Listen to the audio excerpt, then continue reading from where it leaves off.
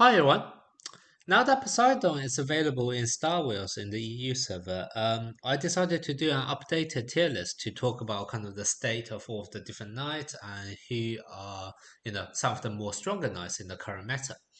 Uh, Off the back of my last tier list, I got a lot of feedbacks asking me to separate the tier list by PvP or story or boss battles, etc., which is exactly what I'm going to do. So in this video, I'm just going to talk about the PvP meta tier list.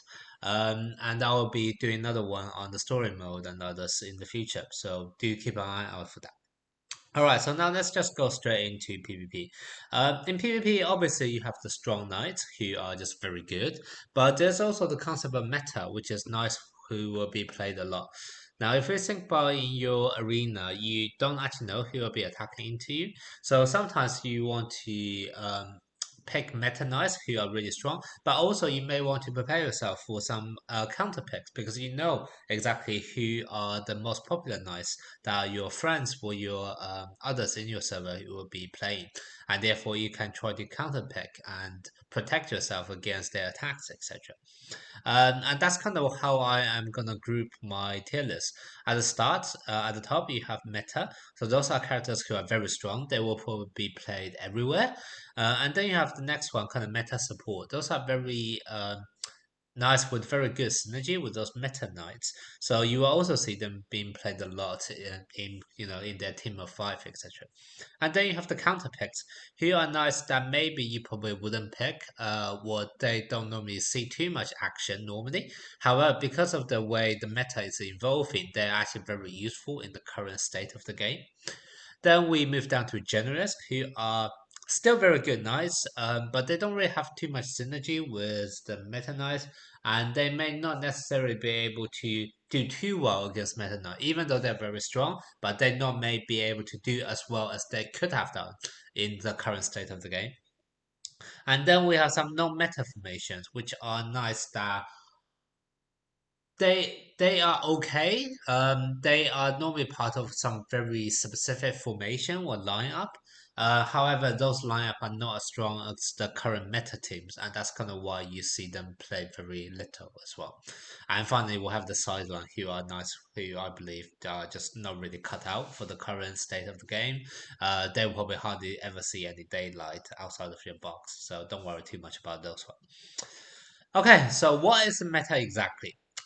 In my last tier list, I talked about the combo of Virgoshun and Seiya. And I don't know about your servers, but certainly in my server, if you look at the guild wars, etc., that is the combo everywhere. Like everyone have like a Virgoshun was and Seiya at the top at least. So that is still very much the meta.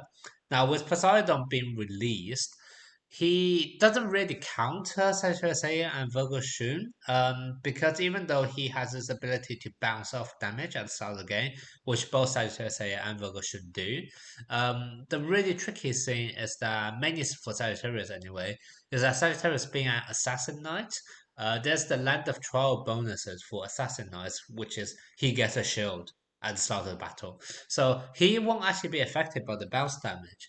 And because Poseidon's bounce damage is only for 5 seconds, depending on how quickly the Sagittarius Seiya charge up his Cosmo, a lot of times he only get the ultimate and release the ultimate after the first 5 seconds. So Poseidon is not actually immune to Sagittarius Seiya's first ultimate either necessarily. And because of that, I don't think Poseidon is able to completely stop the Sagittarius A and Virgo combo. He does, however, bring in a new side of meta, which is now rather than everyone playing Sagittarius A and Virgo, a lot of people also try to perhaps integrate Poseidon into their team. So now we almost have a meta landscape of two dominating force of Sagittarius A and Poseidon. And of course, you get some people who have lots of resources and have a single team with all of them in it. But that's kind of the way meta is shifting towards. So obviously those three are the main Meta Knight without any doubt. Next up, what I will say is one of the best knights in the game is Sagalite. He is one of the best knights in the game, full stop. Now he has some really good plays against Sagittarius Seiya and Poseidon as well. For Sagittarius Seiya, even though Sagittarius Seiya is very explosive at the start of the battle, uh, Gemini Sega would just go hiding away once he received too much damage, and then he just hides in another dimension. So by the time he come back, he normally is quite fully recovered. So this actually means that even though Seiya is quite explosive, it doesn't actually he won't be able to kill Saga Light. And then if you don't kill off Satellite, when Satellite come back, he's gonna unleash his meteorite. He's gonna unleash his ultimate to stun you. It's gonna become really problematic as well. Especially because HSA is actually quite fragile, so he can definitely cause a lot of havoc against Sagittarius Seiya teams. He also does quite well against Poseidon because normally for Poseidon teams, those are more defensive oriented, trying to get Poseidon to fully awaken. But Saga Light also gets a lot stronger as the battle goes on. So he also has put up a really good fight against Poseidon.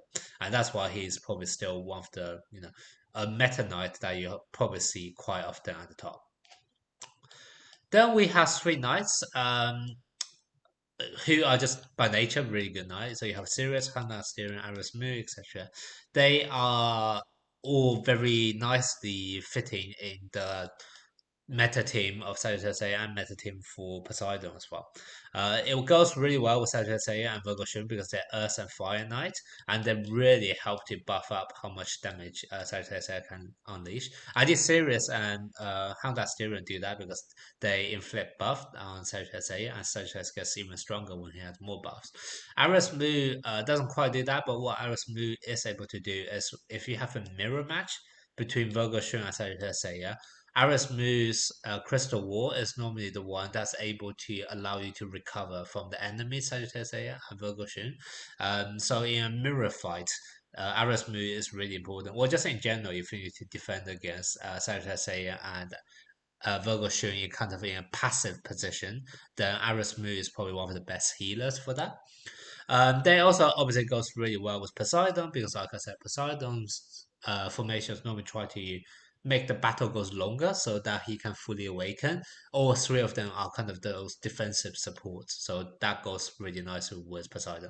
And for this reason, because those three fit in with any of the meta formation, they by themselves become meta because they are played in pretty much all of the teams. So that's kind of those three knights and why they're in the meta tier. Then you have Desmark. Desmark is a bit of a funny one. The reason why Desmark is in the meta is because a lot of people start off the game with a strong Desmark, and Desmark, is a really good character, and he carries a lot of the new players, a long way. The problem is he is not really quite strong enough against Virgo Shun, Seiya, or Poseidon. But because so many people play him since the very beginning of the game and have already invested lots of resources on him, by purely the virtue of that, he's still seen in a lot of the teams. And also, if you look at all of the Water Knights, Desmos is by far the best Water Knight. So a lot of people kind of play Desmar whenever they play like a rainbow formation with 5 elements. So for all of these reasons above, Desmar is still seeing a lot of the plays. So which is why, in terms of purely how good the character is, I don't think he is actually as good as some of the other ones on this list. But purely from how frequently you'll be seeing him in arena, etc., Desmar is still probably one of the most frequently seen character. So you definitely want a way to somehow defend or counter Desmond. All right, so that's kind of all the meta knights who pretty much in every single lineup you will see some combination of them. Then we have the meta support knights who, depending on what kind of meta team people go with, you'll see quite a lot of them as well. So you start off with Leo Auroras or Aloria. Leo Aurora is very good because when the enemy is killed off, he then buffs the whole team. So if you play him in a combination with Sagittarius and Virgo Shun, who normally at the start manage to kill off at least one of the most fragile enemies, he then buff up the entire team. And now you then get Sagittarius Seiya with a buffed ultimate, and that makes it really strong. So that's kind of why. And of course, it also have a bit of synergy with Desma because they both get stronger when enemies killed off. Next, you have Sagittariusaurus. Sagittariusaurus, once again, a bit of synergy with Desmas. Desmas sometimes have trouble killing off enemies, and Desmas really need to kill off an enemy in order to make him stronger and absorb the Cosmo, etc. And that's kind of what Sagittarius Aurus does. His ultimate is probably one of the highest damaging single attack out there, and that can a lot of time help you to really kill off an enemy. So you kind of sometimes see the combination of Sagittarius and Desmos to for Sagittarius to kill off someone and then Desmos to absorb the Cosmo. Sagittarius also goes very nicely with Seiya Shun because once again, Fire Knight that's normally the combo you play, kind of Fire Earth formation, and also if your Sagittarius say already meant to weaken everyone, then all of the enemy is going to be in Sagittarius killing range, and that also makes his ultimate really deadly and really dangerous. So that's why he is also very frequently seen in the meta teams. Then we have Mermaid Tetris. Mermaid Tetris can only be played with Poseidon, to be honest. If there's no Poseidon, Mermaid Tetris is probably going to be one of the later down knights because Mermaid Tetris tend to link with the knight with the highest power. And those a lot of times are defender knights, and those defender knights sometimes just don't need that increased attack, etc. So it can be somewhat problematic with Mermaid Tetris. But when there's a Poseidon, Mermaid Tetris is always going to link up with Poseidon and she's going to help Poseidon to have so much survivability. I would say for Poseidon, you don't need to have Mermaid Tetris. Mermaid Tetris is nice to have, but it's not necessary. In fact, sometimes I actually think Poseidon pair with Desmos is probably better. Well, Poseidon pair with Moses is going to be better than Poseidon pair with Mermaid Tetris, but Mermaid Tetris still seen somewhat in teams purely because of that support with Poseidon. Then we have Aquarius Camus. Aquarius Camus is can be played with Poseidon quite a lot because he controls everyone. Poseidon sometimes have trouble staying alive after his initial 5-second bounce damage. Aquarius Camus can slow down the game with his controls, and that can help quite a lot. You can also see him played quite often. Well, not quite often, but sometimes you see him played with such as Seiya and Virgo Shun as well. Because Sagittarius Seiya would knock everyone up or down for 2 seconds, and then you have a Crest Camus freezing everyone for like 3 or 4 seconds. So that's quite a long time of control as the start of battle to let you get ahead of your opponent. So a Crest Camus is still going to see a lot of plays as a result. And even though, for example, if you're on the opposite end of Sagittarius Seiya, yes, Sagittarius Seiya would knock you down, but you are still able to freeze the enemy afterwards. And sometimes freezing the enemy afterwards for those 3 or 4 seconds can then allow your healers to heal yourself up. So across cameras, definitely don't underestimate him. You can still see him quite a lot in the PvP actions. Then we have three knights who normally I wouldn't place them so high, to be honest, especially Misty. Like Misty used to be really good. Then he fell off the grades by quite a bit. However, with now the introduction of Poseidon, all three knights are actually quite good with Poseidon. Now, if you say Poseidon is a light character, you normally want to play a rainbow formation with 5 different elements. That means you need a wind element. Obviously, you can play across Camus, but if you actually look at the other wind knights out there, all three of these are kind of those defensive support to help Poseidon to delay the battle for him to awaken. And that's kind of why they still see some plays now with Poseidon out as that kind of wind support for him. Misty, for example, Misty is another healer, right? So when you have a really defensive Poseidon, you can go for like a super healing support formation of Poseidon, Mermaid Headers, Misty, Hound Asterion, Arrows Moon, right? That's just a rainbow formation with everyone able to heal Poseidon. So this kind of ensures that Poseidon is going to last long enough. to be fully awakened. So that's certainly doable. You can also play Seahorse Buy-in. So the idea behind Seahorse Buy-in is that Poseidon is very can be somewhat fragile if we place him up front, because after the first 5 seconds of bounce, then he pretty much have like no protection. Seahorse Bayern is able to protect the other front line enemy, other front line knight, so he is actually then able to kind of support Poseidon after the first 5 seconds of bouncing effect. So that's also quite good. And then you have Chameleon June, who is also a support and also allows you to gain Cosmo. So once, which is kind of what Poseidon needs. Poseidon needs to gain Cosmo quickly. So you can also see Chameleon June being played alongside with Poseidon, and that's kind of why, even though by if I purely look at the strength of the knights, normally they wouldn't be ranked so high, but because of the rise of Poseidon meta, I do see all of them are gonna see some action in PvP. Okay, now we move on to the counter picks. So the counter picks are there to count back some of the really common meta. Moses, Krishna, and Kasa, they are all used to counter Virgo Shun and Sagittarius Seiya. I already talked about this in depth in my Virgo Shun and Sagittarius Seiya video, so do check that out to kind of see why those are very good counter picks for that formation. Next, we have Taurus Aldebaran. Taurus Aldebaran is also a good potential counter for Sagittarius Seiya and Virgo Shun. The thing is that sometimes I do believe Sagittarius Seiya's opening attack is gonna hit Taurus Aldebaran before he is able to bounce off the damage, but afterwards Aldebaran is gonna put up his bounce and mark one of the opponent.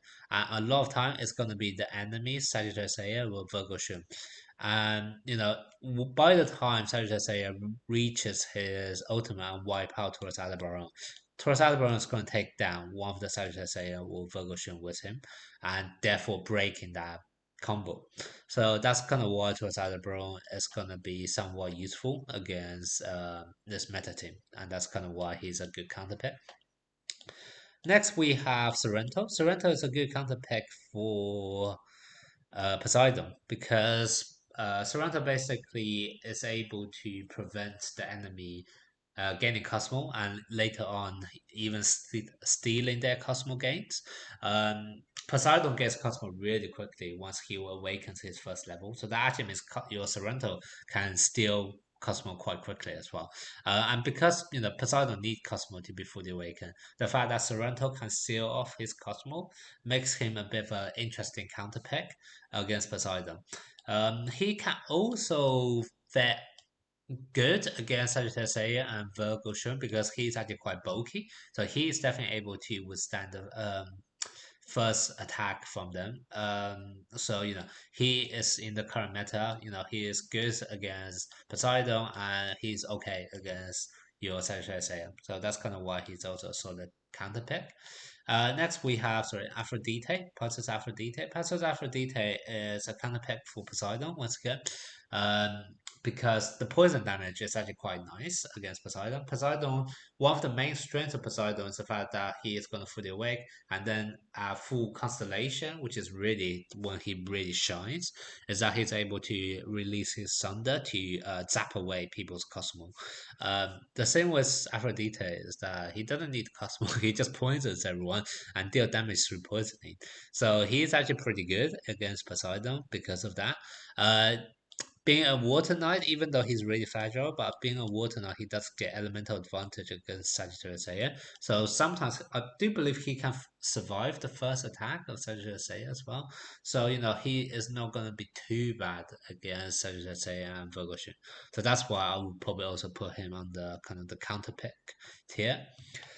Next, we have Seadragon Cannon. Seadragon Cannon doesn't actually counter pick any of the meta teams because Sagittarius is going to knock him off. He can't counter Poseidon's opening bounce either.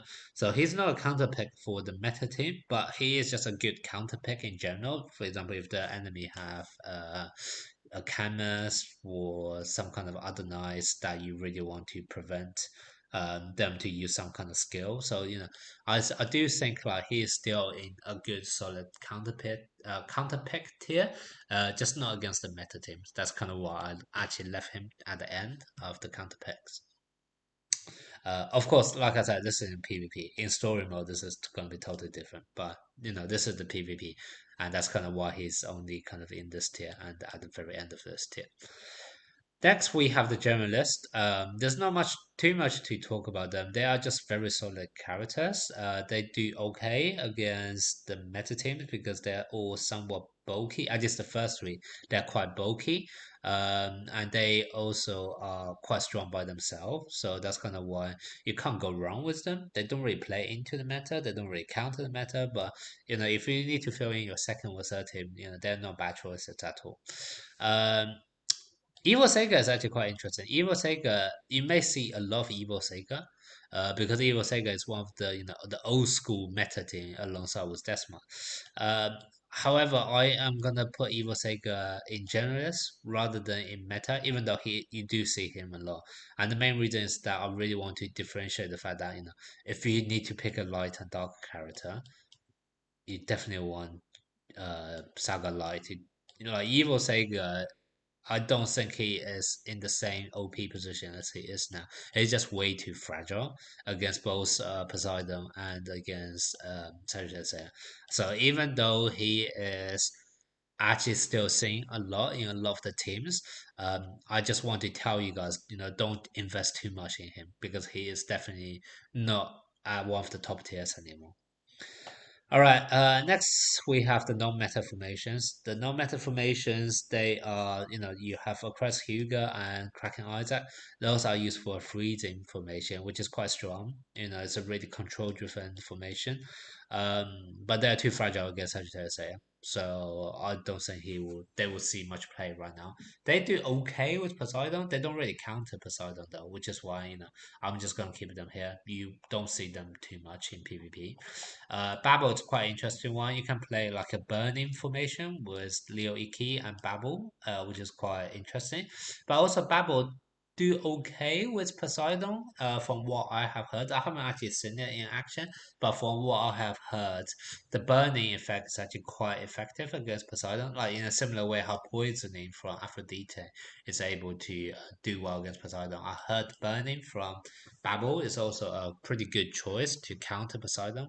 But because I haven't seen it, and you hardly ever see any full level Babbles out there. That's kind of why I put Babble in still in the non-meta side.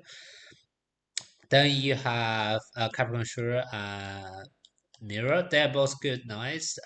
But you don't see them much in PvP. Sometimes you see Mirror in like, especially in guild wars to counter the enemies towards Aldebaran. But because Taurus Aldebaran is a counter pick by himself, you just don't see Mirror being played much in PvE. And like it was with Shura, Shura is much better in story mode, but in PvP, you don't really see him much. Same with Agati as well. Like Agati is also amazing in story mode, but you don't see much in PvP. Um, Next we have Patomi. Patomi Patomi is really only ever seen in a really fun formation with Seiya to try to do as much damage at opening attack and stuff. But outside of that kind of fun formations, you don't really see much Patomi either. So that's kind of why they're all towards the end, even though they are somewhat playable depending on the situation. And then the last one, I have those in sidelines who I really don't think and I don't recommend you to play. I hardly ever see any of them in PvP at all. You have your Marine and Argo, who, in all honesty, are not bad characters, but the same with their skills is very RNG driven. It's all about probability of you dodging people and the probability of you petrifying people. And if you're in PvP against someone, especially in like Galaxy Wars, etc., when you're trying to break in the top 4, top 8, top 16, you don't really want that to be all down to luck at the end of the day. So, I don't recommend them, even though they're actually okay characters. As for the remaining ones, like yeah, just don't play them. Shaka, obviously, if you are a massive whale and have him at a really high VIP level, then he could be really good. But let's face it, majority of players don't have a Shaka at all, or even if they do, they're probably a very, very low star level. So because of that, you won't see any Shaka in PvP, full stop. All right, so this is kind of my view on the meta right now. It's still very much driven by Virgo Shun as I say. The addition Poseidon does make it somewhat interesting, and you do see a bit more variety in the meta. But at end of the day, it's still very much driven by Sagittarius Seiya. So try to. My suggestion is either stick with the meta, go for Sagittarius Seiya and Virgo Shun as well, or go fully counter pick and make sure that you're able to survive against them because they will be definitely everywhere.